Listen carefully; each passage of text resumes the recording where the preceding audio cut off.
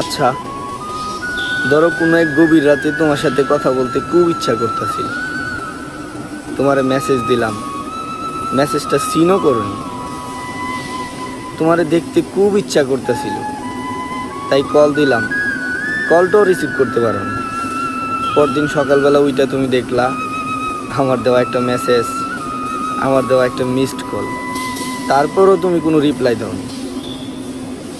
তারপর ফেসবুকে ঢুকলা, ফেসবুকে ঢুকে স্ক্রল করতে করতে করতে করতে হঠাৎ আমার বন্ধুর দেওয়া কোনো একটা পোস্ট তোমার সামনে আসলো, আর সেইখানে আমার একটা ছবি দেওয়া, আর সুন্দর করে ক্যাপশনে লেখা, আমাদের ছেড়ে এভাবে চলে যাবে বন্ধু কোনোদিন ভাবতে পারিনি।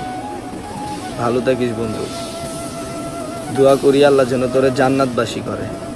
আর তখনই তুমি আমার সেই বন্ধুর কাছে কল দিলা, কল দিয়ে আমার ব্যাপারে জিজ্ঞেস করলা, সে তোমার উত্তর দিল। আমরা এইমাত্র তারে কবরস্থানে রাইখা চলে আসলাম, পারলে ওর জন্য দোয়া কইরেন।